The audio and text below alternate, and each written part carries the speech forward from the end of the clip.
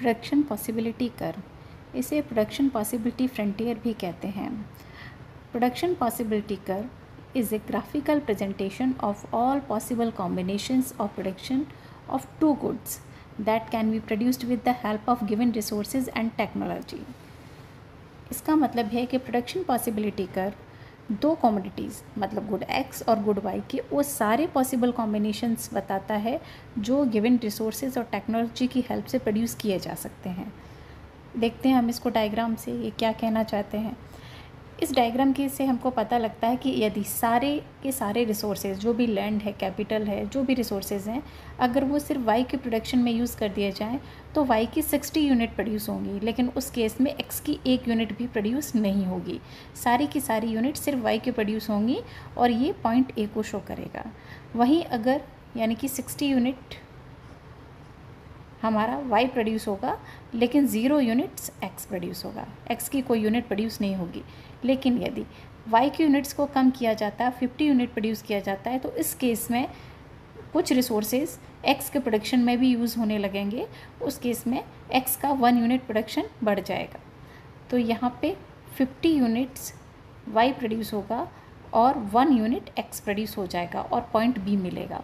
अगर y के production को और कम किया जाता है, कुछ रिसोर्सेज को और शिफ्ट किया जाता है x के प्रोडक्शन में, तो यहाँ पे y का प्रोडक्शन 40 रहेगा और x का प्रोडक्शन फिर बढ़ जाएगा, x का प्रोडक्शन 2 यूनिट ऑफ x हो जाएगा।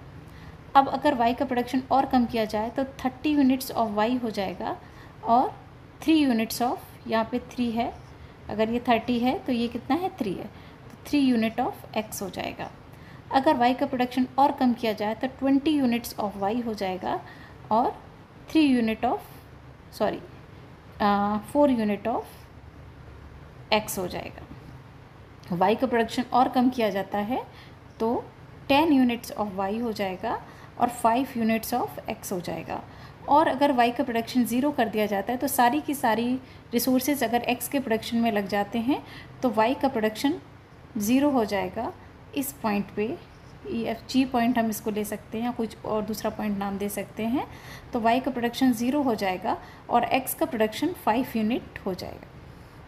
तो इस तरीके से ये हमें डिफरेंट कॉम्बिनेशंस बता रहा है जो प्रोड्यूस होते हैं with the help of given resources and technology, good x के और गुड y के।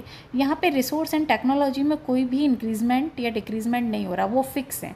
जब वो फिक्स हैं, रिसोर्सेज में कोई चेंज नहीं हो रहा, तो उस केस में अगर दूसरे कमोडिटी का प्रोडक्शन बढ़ाना है तो एक का कम करना पड़ता है।